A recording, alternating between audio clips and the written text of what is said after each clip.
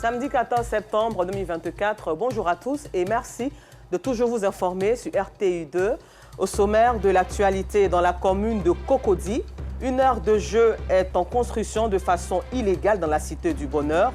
Une action qui a suscité la colère des habitants du quartier. Et puis en France, les athlètes français ayant pris part aux Jeux olympiques et paralympiques 2024 ont rendez-vous à Paris ce samedi 14 pour un dernier défilé. Encore merci à vous d'être des nôtres sur RTI2. Une aire de jeu est en construction de façon illégale dans la cité du Bonheur, dans la commune de Cocody. Une action qui a suscité la colère des habitants du quartier. Tout a débuté par la visite plutôt d'un Libanais qui a voulu acheter cet espace. Les précisions dans ce reportage signé Aïcha Guiri et Laurence Kakra.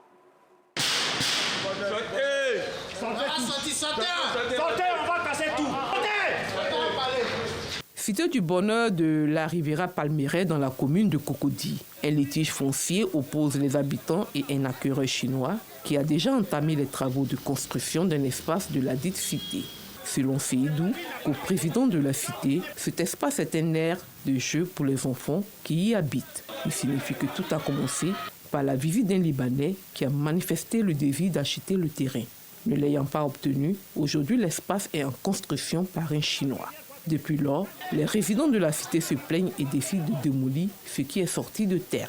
Nous avons besoin qu'on restitue le site à nos petits-enfants, nos enfants. C'est tout ce qu'on veut. Il n'y a pas de terrain. Nos enfants jouent dans les rues. Il y a deux qui ont été déjà cognés par des woro-woro, puisqu'ils jouent sur le goudron dans les rues.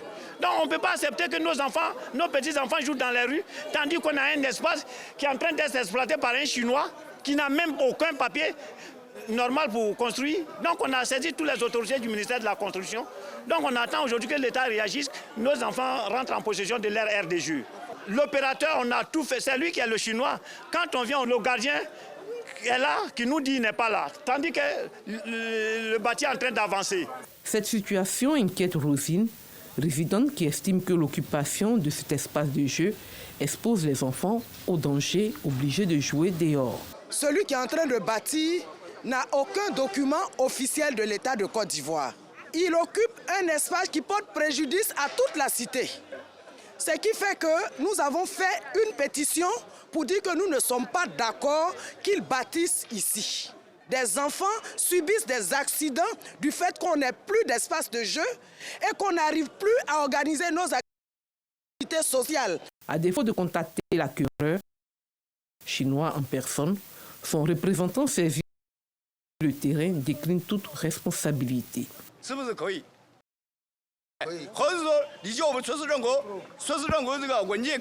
travaille pour une société. S'il y a un souci, lui, il a déjà appelé ses boss, ses responsables. Le responsable va venir gérer les problèmes avec vous. Parce que lui, on l'a placé juste pour travailler. Ce qu'il sait, il y a permis de construction. Le permis est affiché au dehors là-bas. S'il y a un souci, de chercher les propriétaires et régler les problèmes avec les propriétaires. Les litiges terriens dans les communes du district d'Abidjan sont récurrents. Ce cas d'espèce où les résidents de la cité du Bonheur revendiquent leur aire mérite d'être géré pour le bonheur des différentes parties. Nous espérons qu'une solution soit trouvée. Et toujours en Côte d'Ivoire, nous sommes toujours dans la semaine de la rentrée scolaire officielle des classes en Côte d'Ivoire. Et comme chaque année, la commune d'Adjamé est prise d'assaut par les revendeurs de tenues scolaires, on y trouve des grossistes qui les confectionnent eux-mêmes et ravitaillent les détaillants afin de faire de bonnes affaires en cette période. Aïcha Guiri et Georgette Ido Fofana ont rencontré grossistes et détaillants à Adjamé. Mamadou Diallo est couturier et grossiste dans la vente de tenues scolaires. Il reçoit des commandes des différentes communes du district autonome d'Abidjan et même de l'intérieur du pays. La rentrée scolaire est pour lui une période de vache grasse. Oui, allô, bonjour. Bonjour, comment tu vas? Ça va, et chez vous? Bon, je suis déçu, hein. Il y a numéro 14 et puis numéro 16 qui est fini. Maintenant, il reste 18 et puis 12 en attente. Salut. Non, ça peut être... Oui. D'accord. Dans l'après-midi, je vais préparer ça, terminer dans l'après-midi. Nous, on est des couturiers de kaki pour la rentrée scolaire. Voilà, donc on travaille de façon indépendante, chacun dans son domaine. C'est vrai qu'on est dans le même magasin, mais chacun a un métier différent. De façon générale, on fait tout. Et ça, c'est spécialement rentrée scolaire. Peu importe la quantité, c'est livré. Commander, c'est livré. Voilà, parce qu'on en a en stock. Donc, on fait du prêt-à-porter. Donc, il y a des gens en stock. Donc, vous passez le commande et on vous livre. Ils font bien la couture. Ils sont moins chers. Actuellement, les fonds sont un peu durs. Donc, moins cher, ça va nous arranger plus pour que la marchandise sorte plus rapidement. Sinon, ils font de la bonne couture. Chaque année, c'est sûr, je fais mes courses. Il y a une partie qui va à Daloa, puisqu'il y a la famille à Daloa. Je fais les achats ici pour expédier à Daloa. Je suis revendeuse de Yopougon. Je m'en sors très bien. Ici, dans cet autre atelier, les couturiers sont à la tâche. Il faut parer au plus pressé. Je fais la couture ici, je vends les kakis. En tout cas, ça va un peu. Les prix des tissus, ça varie un peu, mais Dieu merci, ça bouge un peu. Nous, on vend le détail, on vend en gros. C'est presque toujours la même. Chaque année, c'est à peu près la même chose. Il n'y a pas trop de changements. Ils reçoivent l'une de leurs revendeuses venue de la ville de Mans, s'approvisionner. Moi, je quitte Mans et puis je viens prendre les tenues d'école avec mon client qui s'appelle Ali. Depuis toujours, c'est avec lui, je prends mes marchandises. Tout va bien. En tout cas, quand je prends lui, ça finit. Il y avait des changements. Mais comme c'est notre client, souvent, ils enlèvent un peu pour nous, quoi. Il n'y a pas que des revendeurs qui achètent chez ces couturiers. Ce parent d'élèves se tourne aussi vers eux. Je suis venu faire achat de mes enfants. C'est ici que je fais l'achat chaque jour. Parce que ici, il diminue le prix pour moi. Le rapport qualité-prix compte beaucoup pour Natoumé Diko, revendeuse de tenues scolaires. C'est les dames qui coûtent, les femmes agnies, les femmes baoulées, c'est eux qui coûtent ça pour venir nous donner. Pour les Guinéens, non, on ne prend pas ça. Il y a différence dedans, c'est pas la même chose même. Pour les dames, là, c'est bien cousu. Pour cette rentrée des classes, les grossistes de tenues scolaires se frottent les mains. Couturiers et revendeurs se donnent la main pour une rentrée scolaire réussie. À la page religion, une rencontre pour consolider la paix en prélude à la Journée internationale de la paix célébrée tous les 21 septembre. L'Association interreligieuse pour la paix et le développement a organisé une rencontre avec les fidèles musulmans de la grande mosquée Fatima Zahra de Grand Bassam hier vendredi 13 septembre, occasion d'inculquer une fois de plus aux fidèles musulmans la notion de paix et les inviter à véhiculer le message de paix autour d'eux. Le thème cette année est « Faisons germer une culture de paix ». Le compte-rendu de Laurence Kakra. Après la prière ce vendredi, les fidèles musulmans de la mosquée Fatima Zahra du Grand Bassam ont été instruits sur la notion de paix. Aka Saïd Lazare, président de la Fédération pour la paix universelle FPU, a saisi cette occasion pour appeler une fois de plus les fidèles musulmans à vivre la paix dans leur quotidien. Les mosquées sont des lieux privilégiés où l'on doit mettre en valeur les principes de paix. Parce que qui dit religion dit Dieu. Et ce que Dieu aime par-dessus tout, c'est la paix. C'est une œuvre de tout le monde dont je lance un appel. À l'occasion donc de cette journée internationale qui va se célébrer bientôt, dont le thème c'est « Faisons germer la graine de la paix ». Mais où? Dans le cœur des hommes. Pour l'imam de la mosquée Moussa Dramé, un véritable croyant est celui-là qui prône la paix autour de lui. Nous sommes venus ensemble prier, intercéder auprès de Tout-Puissant, Dieu, pour qu'il mette sa main bénie sur le monde entier. Nous devons regarder ensemble dans le rétroviseur. 2010-11 nous a laissé quand même des enseignements. Donc nous devons prendre tout ça là comme référence pour préparer le futur. Et en 2025, il y aura quand même des élections présidentielles. Et nous avons demandé au Tout-Puissant pour que ces élections-là se passent dans la non-violence. Avis partagé par les chefs coutumiers présents à cette rencontre. Quand on parle de paix, tout le monde doit bouger, parce que cela va de notre vie. Et comme a dit le président, ça commence par la famille. Dieu est amour. Si Dieu est amour, tout ce que nous faisons doit concourir à l'amour. Donc si je vois mon prochain et que je ne l'estime pas, je ne fais pas la paix. Donc on a intérêt à faire ça. Je crois que c'est une bonne journée.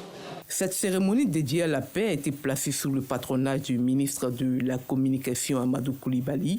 représenté par l'un de ses conseillers techniques, Nbassou Ouattara Abbas. Faisons germer une culture de paix, c'est le thème de cette année et la Journée internationale de la paix est célébrée le 21 septembre. Vive donc la paix en Côte d'Ivoire. À la page culture, dans le cadre de son plan d'action stratégique relatif à la bonne gouvernance, la direction générale du Bureau ivoirien du droit d'auteur Burida a organisé une conférence de presse dénommée « Conférence de répartition ».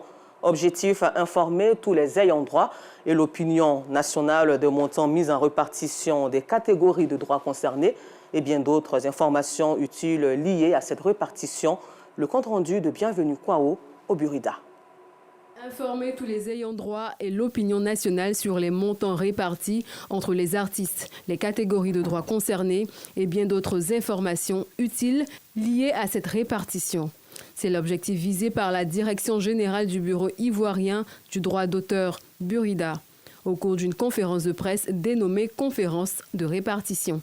Cette initiative s'inscrit dans le cadre de son plan d'action stratégique relatif à la bonne gouvernance. La période d'exploitation concernée par cette répartition, c'est les mois d'avril, de mai et de juin. Nous allons répartir les droits de reproduction mécanique, les séances occasionnelles, l'école ringtone, c'est la musique d'attente téléphonique. Nous allons répartir la somme totale de 670 841 488 francs. Parmi ces 5 672 titulaires de droits, nous avons 990 femmes et 4 682 hommes. Nous avons de l'argent disponible sur des œuvres exploitées, mais ces œuvres ne sont pas déclarées. Occasion pour la directrice de la répartition d'inviter l'ensemble des sociétaires du Burida à consulter le site internet, toutes ses plateformes et réseaux sociaux pour plus de détails. La conférence de répartition se tient au sein du bâtiment abritant la brigade culturelle du ministère de la Culture et de la Francophonie, sise à la 7e tranche dans la commune de Cocody. À la page sport, la décision du tribunal arbitral du sport TAS est tombée. Elle demande à la Fédération ivoirienne de football, FIF, d'intégrer le club ISCA en Ligue 1. La fêtière du football ivoirien a donc publié un communiqué dans lequel elle a annoncé que l'Africa Sport d'Abidjan évoluera en Ligue 2 durant la saison 2024-2025 et l'ISCA en Ligue 1. La décision est entérinée. L'Africa Sport n'évoluera pas en Ligue 1 pour le compte de la saison 2024-2025 qui démarre le 20 septembre prochain. Réuni le vendredi 13 septembre 2024, le comité d'urgence de la Fédération ivoirienne de football a exécuté la décision du tribunal arbitral du sport et confirmé la descente des Verts Rouges en Ligue 2. Cette décision fait suite à l'annulation par le TAS du résultat d'un match rejoué entre Yamoussoukro FC et ISCA, rétablissant ainsi le score initial. Par conséquent, la FIF a ajusté son classement final en tenant compte de cette décision. Les dirigeants verts et rouges n'ont pas tardé à exprimer leur opposition à cette décision. Dans un communiqué signé du président Nassis Kuyotea, l'Africa Sport d'Abidjan n'entend pas être la victime consentante et expiatoire de cette décision. En conséquence, il marquera son opposition à cette décision et entreprendra en urgence toutes les actions et procédures légales pour faire entendre et faire reconnaître ses droits. Courage à l'Africa Sport d'Abidjan. Hors de nos frontières au Gabon, les parlementaires de la transition analysent jusqu'au 22 septembre le projet de nouvelle constitution. Des amendements pourront être proposés, mais la décision finale reviendra aux militaires du comité pour la transition et la restauration des institutions. De son côté, la société civile a livré hier vendredi 13 septembre ses propositions d'amendement. Et puis terminons ce temps d'information en France où les athlètes français ayant pris part aux Jeux olympiques et paralympiques 2024 ont rendez-vous à Paris ce samedi 14 septembre pour un dernier défilé. Après Marseille qui a célébré l'arrivée de la flamme olympique début mai et après les cérémonies d'ouverture et de clôture, place à cette 5e et dernière cérémonie avec la parade des champions. Quelques 286 athlètes olympiques et paralympiques sont attendus. L'idée a plu car les 70 000 places gratuites à réserver pour assister à l'événement se sont arrachés en 1 heure ce mercredi 11 septembre. Encore merci à vous de nous avoir suivis. L'actualité revient à 19h30, toujours sur RTI2.